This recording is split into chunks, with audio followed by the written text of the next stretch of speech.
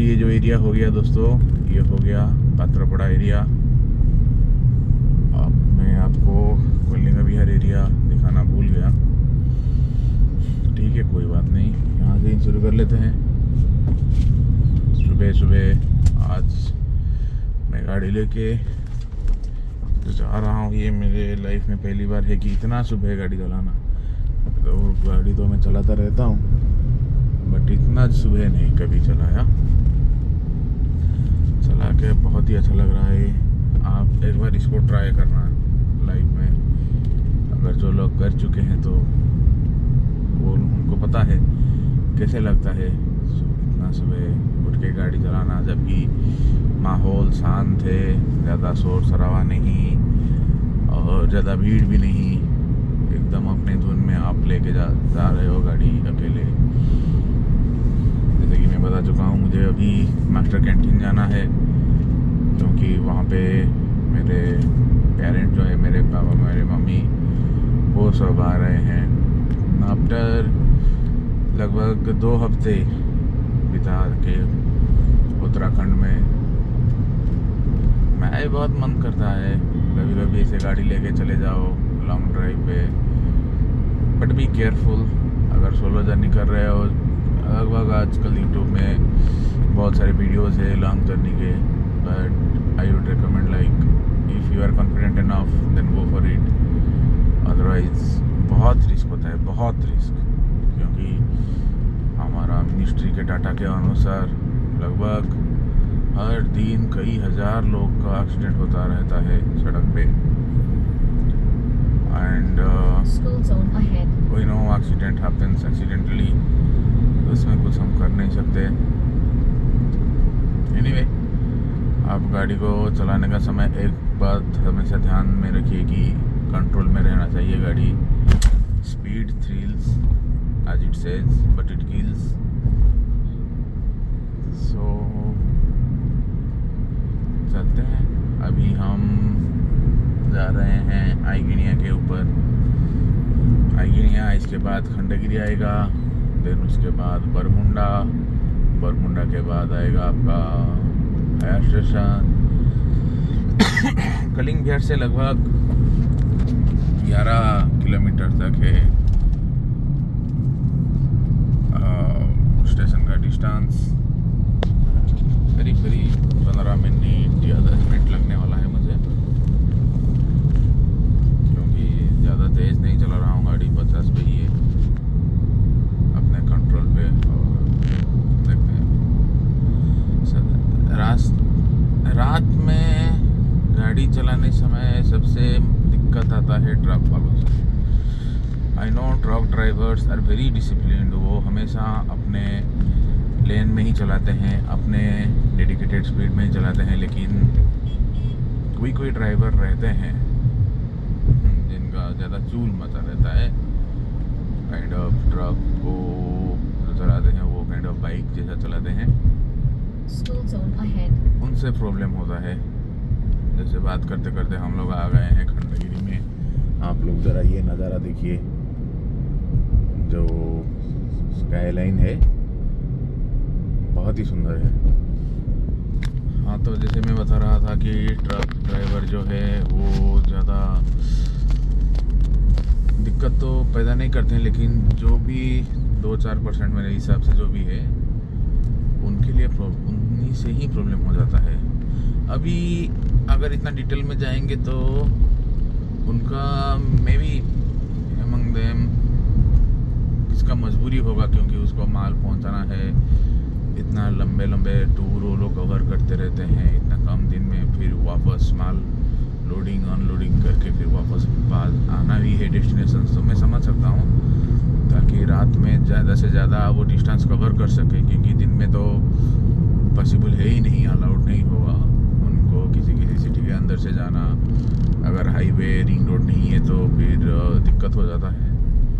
But still अगर आप लोग ऐसे रात में निकल रहे हो, क्योंकि ज़्यादातर जो एक्सीडेंट वगैरह होता रहता है सड़कों पे, वो यही सुबह 3 से 6 के बीच में होता रहता है, क्योंकि आदमी 11-12 बजे तक तो चला लेता है आराम से गाड़ी, रात के 2 बजे के बाद में ही उनको नींद आना शुरू हो जाता है।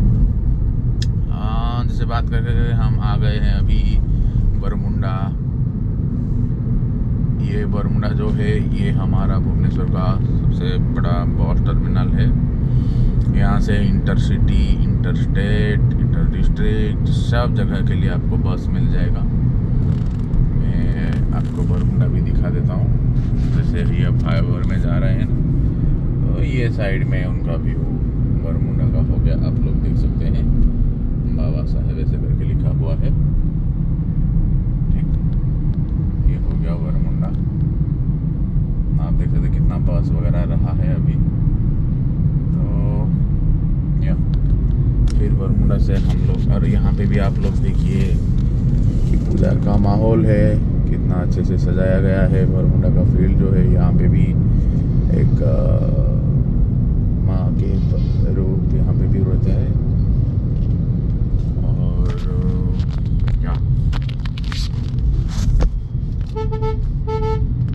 आप लोग देख सकते हैं बस वगैरह निकलना शुरू हो गया है। ये जो लॉन्ग रूट वाले बस होते हैं ये इतना मॉर्निंग में जाते हैं।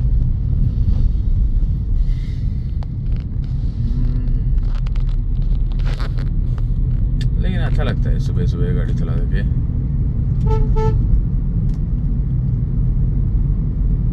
ये अभी 6 मिनट हो गया मुझे चलाते चलाते, और मैं आ गया हूँ बरमुंडा के नीचे वाले रास्ते, क्योंकि ऊपर वाला हाईवे निकल जाएगा आपका नयापल्ली तक, और मुझे इतना दूर जाना नहीं है। मैं यहाँ से फायर स्टेशन होके, फिर डेल्टा होके, गवर्नर हाउस होके मैं चला जाऊँगा मास्टर कैंटीन।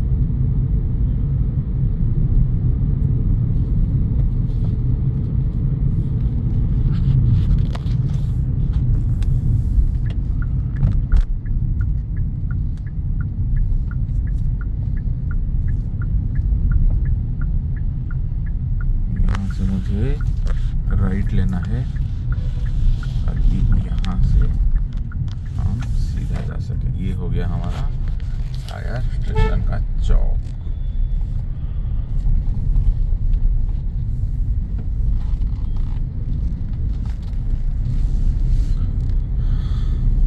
जब मैं आया था 2003 में भुवनेश्वर, तब खंडगिरी के up to I guess CRP ही होगा मेरे ख्याल से, क्योंकि मैं तब छोटा था, मुझे जितना ध्यान है। सीआरपी के बाद ये सब एरिया बहुत ही खाली था, सुनसान था, कोई नहीं आता था यहाँ पे।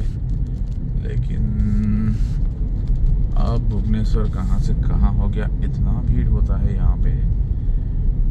अभी मैं सुबह सुबह आया हूँ तो मैं चला जा रहा हूँ easily with speed of 40, but अगर मैं यही रास्ते में सुबह 9-10 बजे आऊँगा तो मेरे ख्याल से 30 से 20 हार्डली मैं स्पीड यहाँ पे अचीव कर पाऊँगा। ये हो गया डेल्टा स्क्वायर। फायर स्टेशन से आते ही फिर हम जाएंगे यहाँ से लेफ्ट होकर के एजी गवर्नर ऑफिस की तरफ।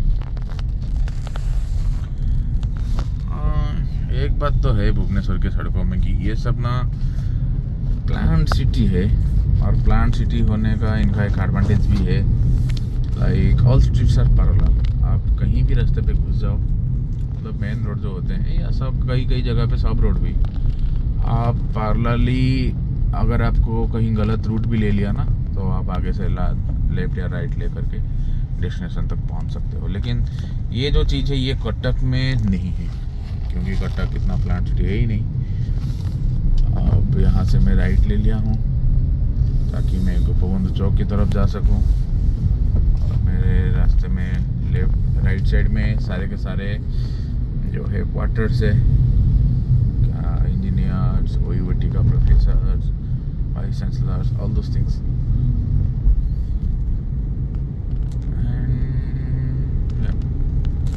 तो मैं आपको बता रहा था कि प्लांट सिटी के बारे में। एक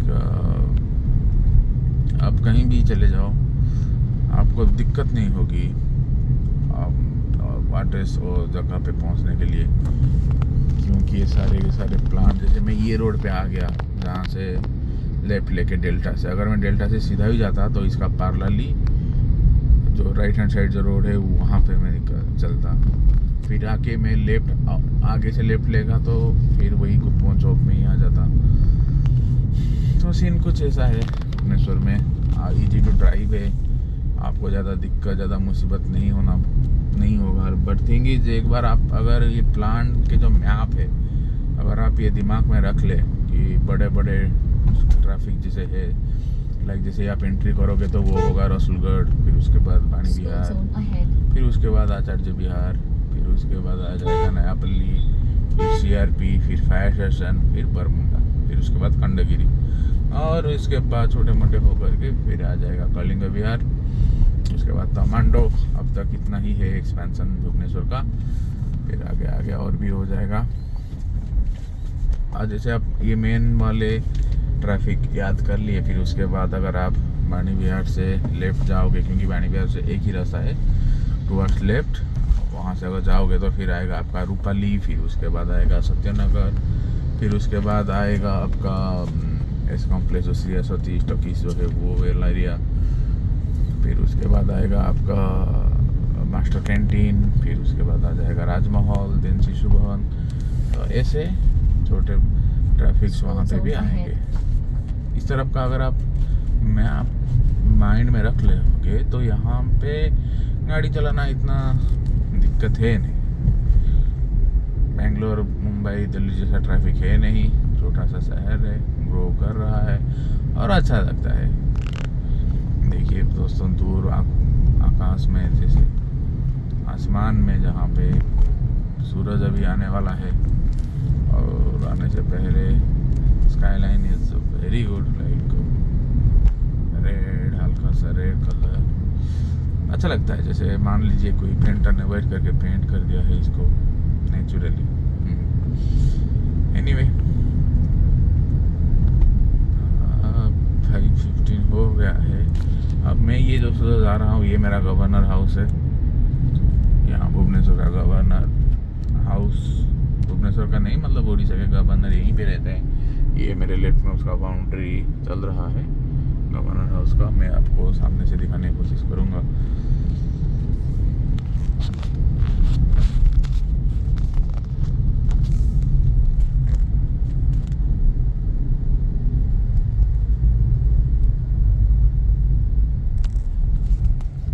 ये देखिए दोस्तों, ये उनका एंट्रेंस है।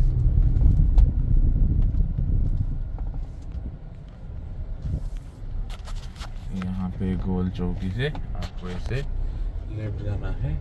This is their entrance.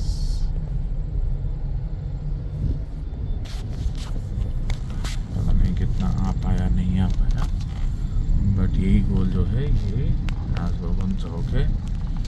यहाँ से हम अभी जाएंगे सीधा HG स्क्वायर की ओर।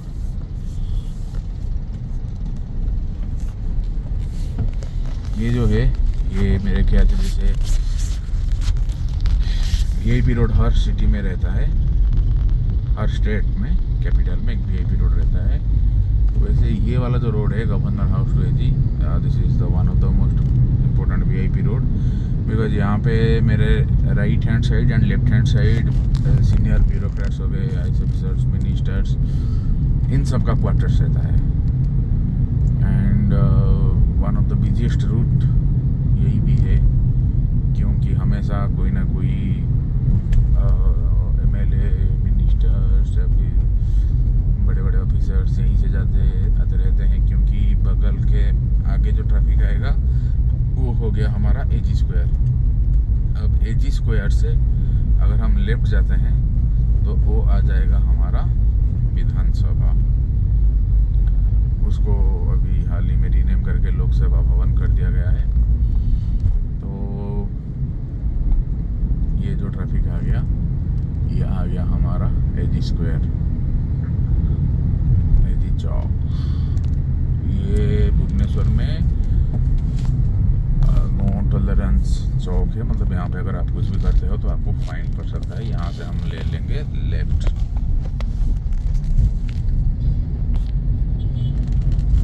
लेफ्ट लेकर करके हम जा रहे हैं पीएमजी के तरफ, क्योंकि अगर आप एजी से लेफ्ट ले लोगे तो आपको आ जाएगा पीएमजी। पीएमजी मतलब यहाँ पे जो ऑफिस है basically post master generals office, तो उसको ही हम पीएमजी चौक के नाम से जानते हैं। और मेरे लेफ्ट हैंड साइड में ये आ गया आपका लोक सेवा भवन, जो कि सेक्रेटेरिएट हम कहते थे पहले। यहाँ से हाँ ये वाला एंट्री जो है ये हो गया सेक्रेटेरिएट, लेकिन और राइट हैंड साइड जो है ये आईजी पार्क है, भुवनेश्वर का पुराना पार्क और बड़ा पार्क। अभी तो खैर ये बड़ा है नहीं, से भी बड़ा पार्क आ गया है, बट मेरे पेरेंट्स के टाइम में ये था भुवनेश्वर में सबसे बड़ा पार्क, आईजी पार्क। और ये पार्क की खासियत है कि यहाँ पे लास्ट टाइम जब इंदिरा गांधी का डेथ हो गया था उसे एक दिन पहले यहीं पे आके संबोधित किए थे। ये हो गया हमारा पीएमजी चौक। पीएमजी चौक से हम जा रहे हैं राइट, और सीधा राइट जाने से आ जाएगा हमारा मास्टर कैंटीन।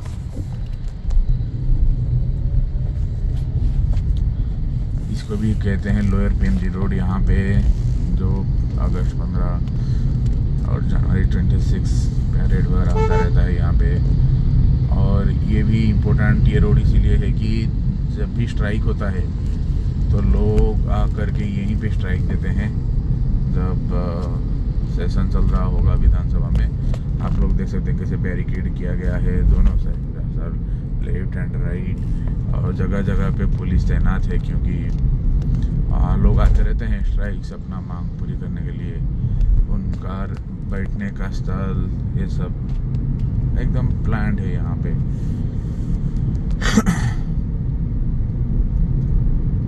और इसी के साथ हम पहुँचे मास्टर कैंटीन के चौक पे।